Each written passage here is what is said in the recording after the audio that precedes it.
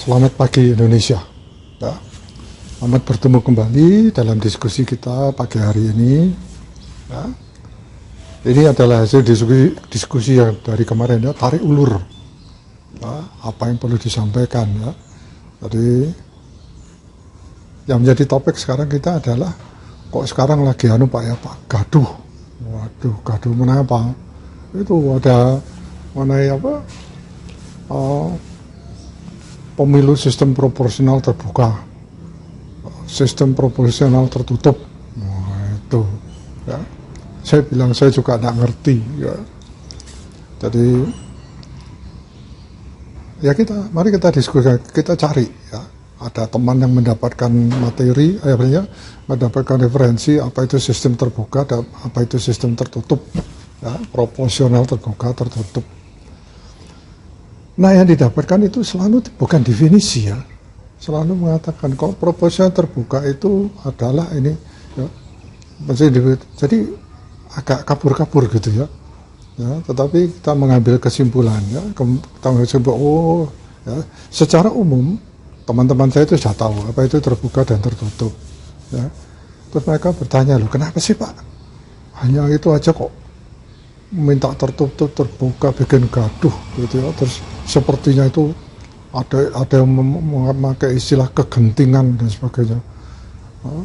Belum lagi selalu mereka istilahnya memakai nama rakyat.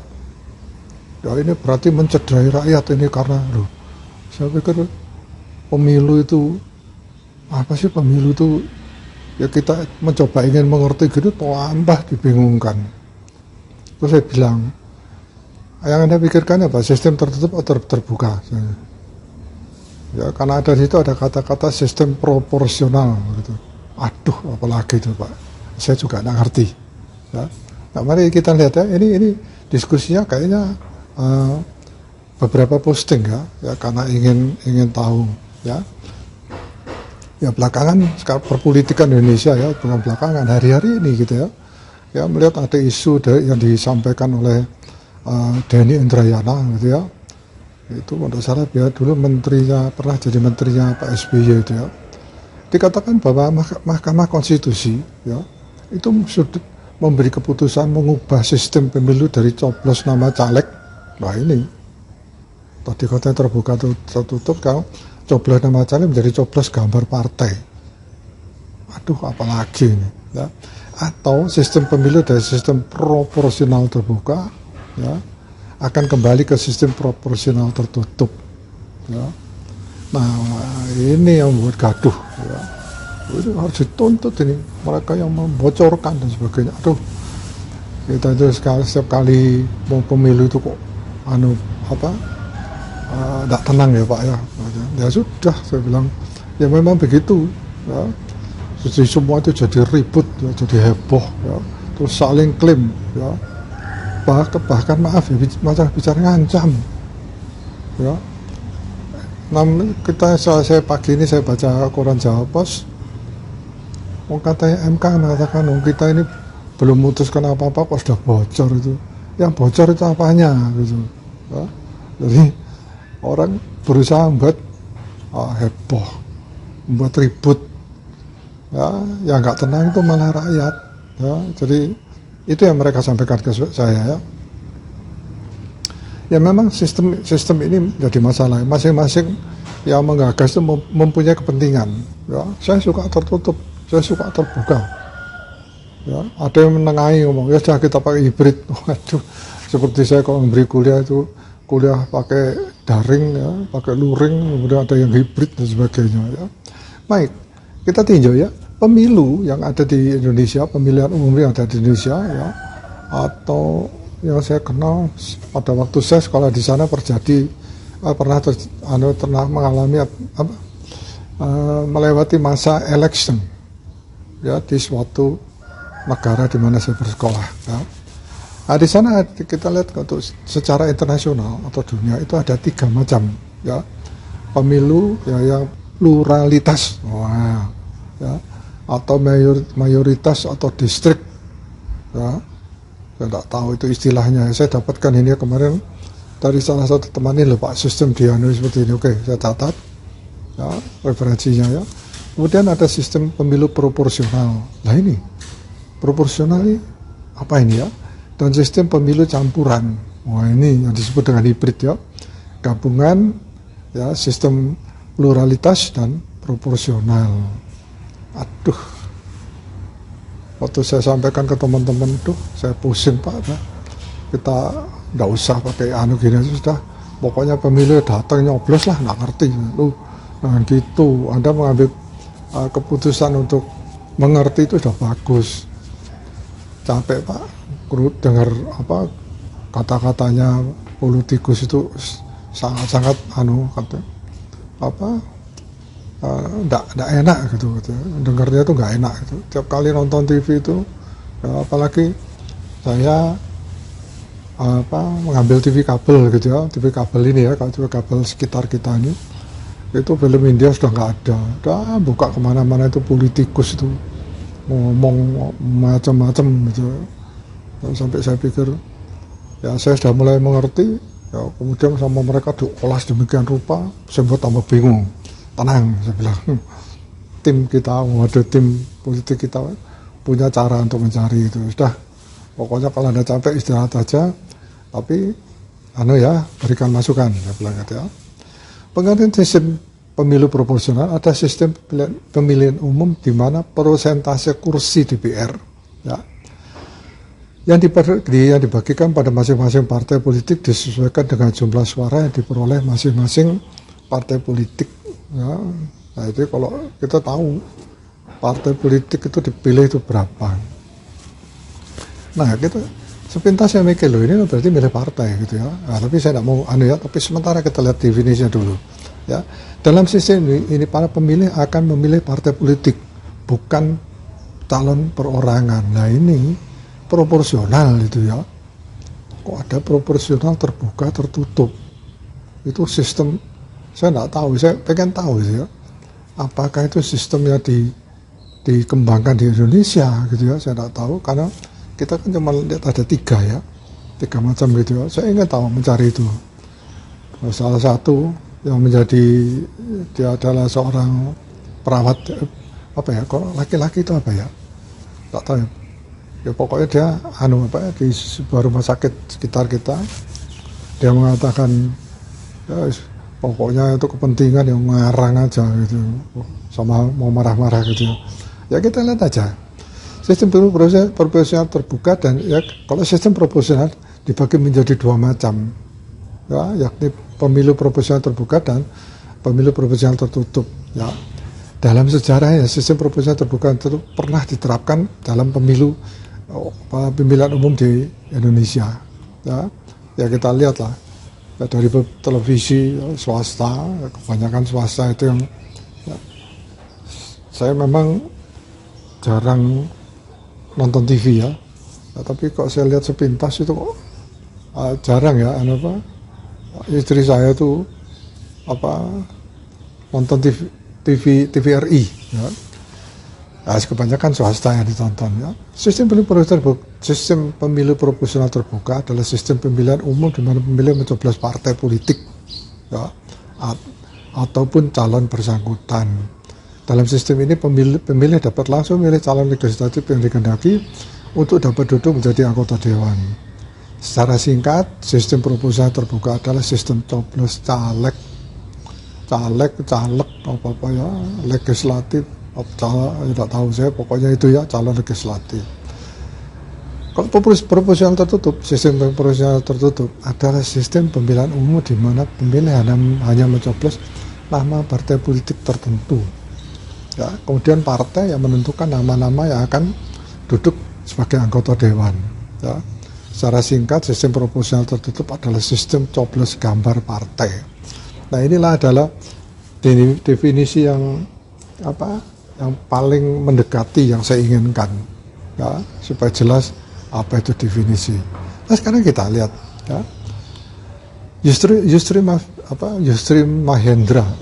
Yusril Iza Mahendra kalau saya dari Partai Bulan Bintang itu, ya, dia mengajukan sebagai pihak terkait, saya tidak tahu maksudnya apa ya, dalam perkara pengujian material undang-undang mengenai pemilihan umum. Ya. Permohonan pengujian undang-undang pemilu ini diajukan oleh dari PDI, ya, ada beberapa orang ini ya, Demas Brian Wicaksono, ya, kemudian ada beberapa orang lainnya. Nah, sidang tersebut digelar dengan agenda mendengarkan keterangan pihak terkait. Maksudnya pihak terkait adalah mungkin Pak Yusril itu bukan orang PDI, ya, karena kita tahu dia PBB, tapi dia mungkin setuju. Ya. Nah, beliaunya yang menyampaikan, ya, beliau mengatakan pergeseran hak untuk menempatkan kandidat dari partai politik pada kuantitas suara terbanyak ini jelas bertentangan dengan konsep kedaulatan rakyat. Apa mukaban gitu ya. Diatur oleh pasal 1 ayat 2 dan 3. Pasal 6A ayat 2. Pasal 22E ayat 23 dan pasal 28D ayat 1 Undang-Undang NRI 1945. Nah, Undang-Undang Negara Republik Indonesia mungkin maksudnya ya. Kok disingkat bingung saya. Hal ini dikarenakan ketentuan pasal 1 ayat 2 Undang-Undang 1945 telah menegaskan kedaulatan yang berada di tangan rakyat itu tidak dilaksanakan oleh seluruh rakyat Indonesia, melainkan dilakukan menurut cara yang ditentukan oleh Undang-Undang Dasar, yakni oleh ketentuan pasal 6 ayat 2, pasal 22E ayat 2 dan ayat 3 Undang-Undang Dasar 95 dilakukan oleh partai politik. Wah, baru tahu saya ya. Melalui kepesertaannya di pemilu untuk memilih DPR, DPRD dan presiden serta wakil presiden. Nah, saya tidak mau berpanjang-panjang, ada banyak keterangannya, tapi itu penting tadi ya menurut saya. Ya, saya tidak menganggap bahwa Pak Yusril itu yang paling benar, gitu ya. Nah, tapi saya melihat beliau memakai dasar undang-undang ya. Dengan ditegaskannya partai politik pemain utama peserta dalam pemilihan umum, maka ketika jumlah suara diperoleh telah mencukupi syarat untuk itu, maka sudah selayaknya partai politik diberikan peran signifikan untuk menentukan kandidat mana yang akan ditentukan duduk di pos jabatan terpilih. Ya. Nah, kemudian sini, ya, sisi gelap sistem proporsional terbuka. Ya, menurut Yusril, penyerahan keputusan keterpilihan suara terbanyak dalam 4 kali pemilu yang lalu yang telah dilewati, ya, telah menampilkan banyak sisi gelap dari sistem proporsional terbuka. Wah, ini bisa protes orang dipilih seperti ini. Ya, tetapi ini saya hanya mengambil dari referensi. Sistem proporsional terbuka yang awalnya bertujuan menghilangkan jarak pemilih dan kandidat wakil rakyat ternyata memunculkan jarak antara pemilih dan kandidat wakil rakyat yang melemahkan posisi partai politik. Ya, partai politik itu seperti diabaikan. Ya, partai politik tidak lagi fokus mengejar fungsi asasinya, ya, sebagai sarana penyalur pendidikan dan partisipasi politik yang benar. Ya.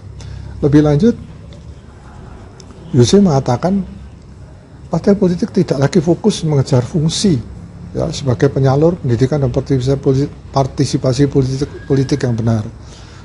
Partai politik tidak lagi berupaya meningkatkan kualitas program-programnya yang mencerminkan ideologi partai, melainkan hanya sekedar untuk mencari fokus kandidat-kandidat yang dapat menjadi magnet untuk meraih suara terbanyak. Disinilah letak pelemahan partai politik itu, ya, dan terjadi secara struktural. Partai tidak lagi fokus membina kader-kader muda secara serius, ya, untuk kepentingan jangka panjang ideologi partai, melainkan fokus mencari jalan pintas dengan memburu kader-kader populer, ya, berkemampuan finansial untuk mendanai kebutuhan partai. Wah, ini harus didukung dengan ini ya, didukung dengan data ya. Saya kira Pak Yusril tidak asal ngomong ini ya. Kader-kader terbaik yang ideologis punya kapasitas untuk bekerja namun tidak begitu populer, perlahan-lahan tersingkir dari lingkaran partai, dan digantikan oleh figur-figur terkenal yang nyatanya kadang-kadang belum tentu bisa bekerja dengan baik. Wah ini, ya. Terus terang aja dalam hati saya juga begitu ya. Ya, nanti saya ceritakan pengalaman saya mengapa seperti itu ya. Yusril menilai keterpilihan suara terbanyak yang diusung oleh sistem proporsional terbuka secara langsung telah mengubah medan permainan pemilu yang seharusnya menjadi medan pertarungan program gagasan ya, atau ide menjadi pertarungan orang-orang terkenal dan berkemampuan finansial ya, dikarenakan kader terkenal dan berkemampuan finansial menjadi magnet dari partai demi meraih suara terbanyak ya. Maka tidak jarang partai tidak mampu atau bahkan ragu ya,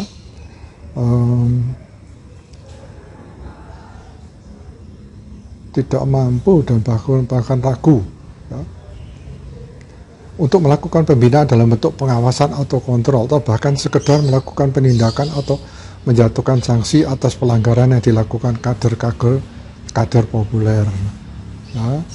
Ini kadang-kadang kita lihat tapi harus ada itunya ya, ada buktinya atau ada referensi ini loh pernah melanggar, tidak ditindak dan sebagainya. Kemudian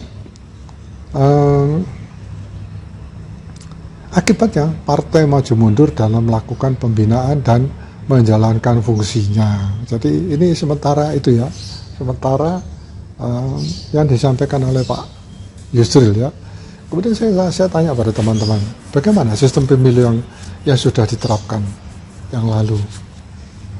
Saya juga baru tahu Pak, kalau ada terbuka tertutup saya tidak ngerti gitu. Karena selama saya mengikuti pemilu, saya merasa aturannya berubah terus. Ya, jadi tadinya nyoblos, ya mungkin masih nyoblos partai gitu. Terus sekarang berubah, ada foto-fotonya. Ya, kemudian ada lagi sampai saya nyoblosnya itu katanya dia. Karena saya kenal orang itu, ya ada seorang artis gitu ya, yang asalnya dari kota kita ini ya, saya tidak sebutkan. Wah ini aja dah, ya padahal dia tidak tahu dia mampu apa tidak ya, gitu ya. Tapi yang dia tahu ini, ya sudah ini aja dah, tidak apa-apa, pokoknya dari kota kita ini ada yang wakili. Ya. Saya tidak peduli Pak, ya selalu kalau ada kepentingan politik selalu rakyat yang dimanfaatkan. Ya. Lalu kata ini untuk kepentingan rakyat, padahal saya tidak pernah ditanya katanya. Gimana ini? Kira-kira menurut kamu gimana? Tidak pernah ditanya, tidak pernah diajari bagaimana menentukan dan sebagainya. Ya, sehingga kita tidak tahu, tidak mengerti, tapi selalu dikatakan, ini untuk kedaulatan rakyat, masih. Ya itu begitulah politik saya katakan ya. Kalau ada pemilu ya gitu, membingungkan setiap pemilu nggak ngerti. Ya sudah, pokoknya nyoblos, selesai pulang, ya tidur gitu ya. Ya, selalu katakan merugikan rakyat. Kami juga nggak pernah ditanya. Tahu-tahu ada jawaban, ini tuntutan rakyat. Oh, terserahlah Pak, gitu ya. Loh, tadi katanya kita ingin mempelajari, ya, seperti komitmen awal loh, kita ingin mengerti tentang pemilu ini. Ya, itu penting. Itu. Seperti sia-sia Pak diskusi kita, keluarnya berita-berita ya gitu-gitu aja Pak. Kita tidak pernah ya, ngomong salah dikit gitu udah dimaki-maki lah kita sama tetangga. Makanya hati-hati ya bilang gitu, harus mengerti ya. Kayak sudah Pak ya, istilah pakai bahasa Jawa ya, belenger Pak atau muak ya dengan pernyataan para politisi ya. Misalnya contohnya dia, saya tidak suka itu istilah cawe-cawe gitu ya. Kok pakai istilah seperti itu? Apa salah sih? Kita artinya ya, cawe-cawe itu ya, kok memang salah? Ya sudahlah, cari undang-undangnya terus dituntut salah, kamu tidak boleh cawe-cawe, kamu tidak netral gitu. Ya dia bilang iya namanya orang kok. Terus dia katakan begini, biasanya orang yang ribut masalah kayak gitu itu biasanya salah itu di orang. Ya, dia khawatir dia kalau kalah gitu ya, karena ya saya tidak bilang siapa yang tapi kok saya paling tidak suka itu ribut aja di TV itu selalu itu cawe-cawe ini tidak netral, ini tidak fair dan sebagainya. Lah sudah, saya tidak tahu ya, ini saya ngomong aja ya, presiden boleh tidak cawe-cawe ya, presiden itu boleh tidak apa artinya ikut mengatur gitu ya. Kalau tidak boleh sudah itu undangnya beritahu, undang-undangnya ini loh kamu tidak boleh melakukan, kalau melanggar apa anunya. Oke itu loh katanya dia gitu ya. Oh iya saya bilang gitu ya. Nah ini yang mengerikan, karena ada orang DPR ya, ada orang DPR dari Partai Gerindra malah mengancam kalau MK ngotot memutuskan tertutup maka pihaknya akan mengevaluasi anggaran MK. Loh itu kok seperti itu Pak. Nah ini orangnya agak pintar, saya katakan ada orang agak pintar, dia suka search itu ya di internet ya. Kita tidak akan saling memamerkan kekuasaan, dan cuma kita juga akan mengingatkan bahwa kami ini legislatif juga punya kewenangan gitu ya. Apabila MK berkeras untuk memutuskan ini, yang memutuskan tertutup, kami juga akan menggunakan kewenangan kami ya. Ya. Kemudian kewenangan kami ya dalam hal konteks budgeting. Waduh, budgeting ini saya tidak tahu ini apa mengenai pembiayaan MK segala macam, kurangi.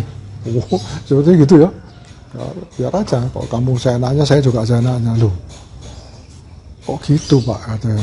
Ya namanya politik ya seperti itu, tapi kan tidak boleh Pak. Ya sudah, kalau tidak boleh ya kamu tuntut, bilang aja ini nggak mau Pak, percuma gitu ya. Kemudian ada lagi ini apa dari Partai Demokrat ya, AHY Agus Harimurti ya. Wacana penggantian sistem proporsional terbuka ke tertutup tidak boleh seperti membeli kucing dalam karung. Ya itu istilah-istilah anu ya. Tapi nanti kita akan diskusikan ya kelemahan dari terbuka maupun tertutup, dan bukan pendapat kita. Kita ingin mengetahui gitu ya. Nah, nanti kalau keputusannya terbuka tertutup ya sudah terserah, kita rakyat katanya diajak rundingan tapi tidak pernah diomongin apa-apa gitu. Yang gegeran orang di atas ya, yang ribut orang di atas gitu. Hebohnya luar biasa. Televisi saya itu sampai tidak pernah bisa nonton televisi dengan beritanya itu toh gitu. Nanti ada yang di wawancara, begitu yang diwawancara dari pihak yang ngomongnya dah gitu ya. Jadi dia merasa terpancing emosinya gitu. Saya bilang nah ini belajar, jangan terpancing emosi ya, biarkan aja mereka mengatakan seperti itu. Anda mencari ya dia ngomong benar atau enggak. Kalau Anda tahu pinter, Anda bisa tahu ini banyak ngomong ini orang ya gitu ya. Jadi ini ya, diskusi kita ini kita berhentikan sampai di sini dulu ya, karena ini ada istilahnya beberapa sesi ya supaya tidak membingungkan ya. Jadi yang sekarang kita diskusikan adalah pendapat dari Pak Yusril ya, sesuai dengan beberapa komentar dari teman-teman saya ya, tidak mewakili rakyat, tetapi mereka juga adalah rakyat Indonesia ya. Saya kira demikian ya. Terima kasih. Selamat pagi Indonesia ya. Sukseskan pemilu 2024 Indonesia.